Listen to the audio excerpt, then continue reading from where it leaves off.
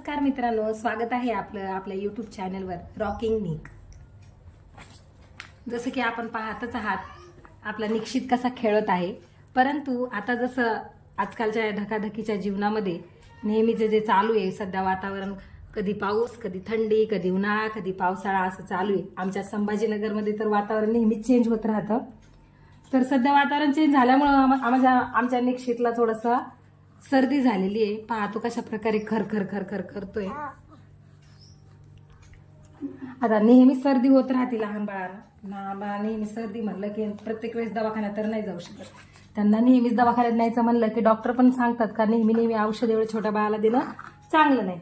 तर त्यासाठी आज मी आपल्याला लहान बाळांची सर्दी ताबडतोब लगेच कशी बरी होईल त्यासाठी घरगुती उपाय सांगणार आहे। त्यासाठी व्हिडिओ स्टॉप करू नका, पूर्ण व्हिडिओ पहा, तुम्हाला नक्कीच आवडेल। तुम्ही जर नवीन असाल या चॅनलवरती तर सबस्क्राईब करा। त्याआधी मी आपल्याला सांगू इच्छिते की हा आपला पहिला व्लॉग आहे, तर प्लीज शेअर करा, सबस्क्राईब करा आणि कमेंटमध्ये सांगा माझा पहिला व्लॉग कसा वाटला तो, आणि प्लीज सपोर्ट करा। चला तर मग काय आहे आपला घरगुती उपाय तो पाहूया। चला तर मग आपण जो घरगुती उपाय पाहणार आहोत तो पाहूया। यासाठी सगळ्यात महत्त्वाचं म्हणजे तुम्हाला फक्त दोनच गोष्टी लागणार आहेत। सर्वात महत्त्वाचे म्हणजे कॉटनचा रुमाल। हा रुमाल मेन म्हणजे कॉटनचाच पाहिजे। आणि सगळ्यात महत्त्वाची जी गोष्ट आहे ज्यामुळे आपल्याला आपल्या बाळाची सर्दी कमी होईल त्यासाठी ती म्हणजे सगळ्यांच्या घराघरामध्ये जी आहे, जी असते आणि सहजपणे उपलब्ध होणारी अशी, ती म्हणजे पाहिलंच असेल तुम्ही सर्वांनी, समजलंच असेल तुम्हाला काय तर ओवा, जो की सर्वांच्या घरामध्ये सहजपणे मिळू शकतो आणि सहजपणे उपलब्ध देखील होऊ शकतो। चला मग पाहूया आता आपण आपल्याला काय करायचं आहे ओव्यासोबत। तुम्हाला दिसलंच असेल इथे मी एक तवा ठेवलेला आहे। सर्वप्रथम आपल्याला गॅस आपला चालू करून घ्यायचा आहे। गॅसची फ्लेम कमी ठेवायची आहे जेणेकरून त्या फ्लेमने आपला जो ओवा आहे तो करपून जाणार नाही। तवा आपला चेक करायचा आपल्याला गरम होतोय का। थोडा 2 मिनिटं वेळ लागेल आपल्याला तवा गरम करायला। तवा गरम होण्यासाठी फ्लेम जो आहे तो कमीच ठेवायचा, कारण फ्लेम जर जास्त असला तर तवा जास्त गरम होईल। जास्त गरम झाल्यामुळं जे ओवा आहे तो जास्त करपून जाईल। पाहू शकता तुम्ही आता 2 मिनिटं झालेले आहेत। आपला तवा पण बऱ्यापैकी गरम झालेला आहे, जो की ओव्याला आपल्याला पाहिजे तसा। फ्लेम माझा बघू शकता तुम्ही अजून पण कमी याच्यावरच आहे। आता आपल्याला आपला जो ओवा आहे तो टाकायचा आहे त्यावरती। बघून घेऊ शकता तुम्ही ओव्याला मी असं चांगलं पाहू शकता तुम्ही मी कशा प्रकारे ओवा पसरवलेला आहे पूर्ण तव्यावर। पसरवल्यानंतर त्याला व्यवस्थित हलवत राहायचं जेणेकरून तो एका साईडने करपला नाही पाहिजे। जर तो करपला तर त्याचा काहीच उपयोग होणार नाही आपल्याला। हळूहळू ओवा गरम होईल अशा प्रकारे त्या ओव्याला चांगल्या प्रकारे पसरून घ्यायचं। तुम्हाला हाताने पण जाणवल का ते किती गरम झालंय।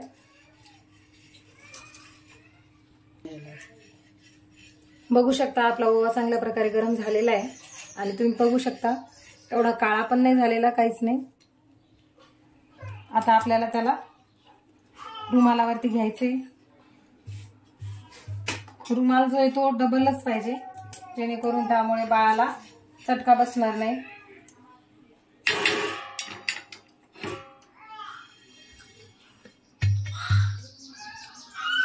अशा प्रकारे ओवा मी घेतलेला आहे आणि आपल्याला आता बांधायची याची पोटली। बाळ देखील रडत आहे, सध्या त्याला बरं नाहीये, सर्दी झालेली असल्यामुळे तो थोडासा परेशान करतोय। ही पहा आपली झालेली आहे ओव्याची पोटली तयार। आता कशा प्रकारे शेकायचं ते दाखवते मी तुम्हाला। चला आता पोटली घेऊन आलेली आहे मी निक्षितकडं। निक्षित पण रेडी आहे शेकण्यासाठी। बघू शकता तुम्ही, आपण आपल्या हाताने चेक करायचं अगोदर, तळ हाताला लावून किंवा वरती स्किनला लावून फार जास्त गरम झालेला आहे का ओवा तो. निक्षितला याविषयी माहितीच आहे, कारण जसा निक्षित जन्माला आलेला आहे तसं जेव्हा पण त्याला सर्दी झालेली आहे मी त्याला हाच उपाय वापरते, कारण जास्त लहान मुलाला जास्त औषध वगैरे देणं पण चांगलं नसतं. बघू शकता तुम्ही मी कशा प्रकारे त्याला शेकत आहे ओव्याने. ओव्याने त्याचा छातीचा जो भाग आहे तो पूर्ण शेकायचा व्यवस्थित. जास्त वेळ ठेवायचं नाही, जास्त वेळ ठेवलं तर चटका बसू शकतो बाळाला. याने जो कफ झालेला आहे छातीमध्ये, जो कफ जमा होतो तो देखील जळून जातो. थोडासा वास पण द्यायचा, त्याने बाळाचं नाक पण मोकळं होतं.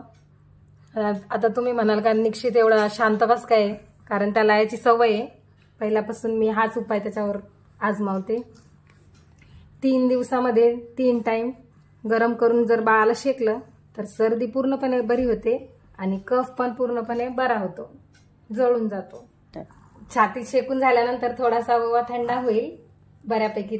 थोडासा जर प्रमाण थोडंसं त्याचं कमी झालं की बाळाच्या माथ्यावरती पण शेकायचं त्याने त्याची जी सर्दीमुळे जो डोकं वगैरे गरम झालेलं असतं किंवा सर्दीमुळे जो शीन येतो तो लेकराचा कमी होतो. त्याच्यासोबतच त्याचे जे तळ हात आहेत, तळ हात पण शेकायचे. चेक करायचं नेहमी. बाळाच्या एक्सप्रेशनवरून समजतं आपल्याला का त्याला चटका बसतोय की काय. तुम्ही असं पण चेक करू शकता, कारण आपल्यापेक्षा बाळाची स्किन खूप नाजूक असते आणि त्यातल्या त्यात हाताची तळवाची तर स्किन खूपच नाजूक असते. याच्यासोबतच तळपाय पण शेकायचे.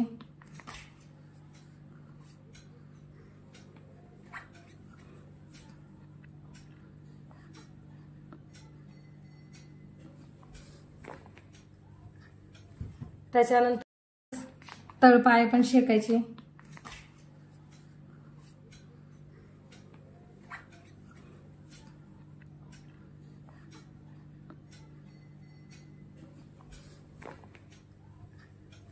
त्याच्यानंतर बाळाची जी बॅक साईड असती पाठ ती पण शेकायची. याने सर्दीनं जे आपलं अंग दुखण्यासारखं होतं, त्याने बाळ किरकिर करतं, ते होणार नाही. थोडा आराम मिळतो बाळाला आणि बाळ झोपून जातं.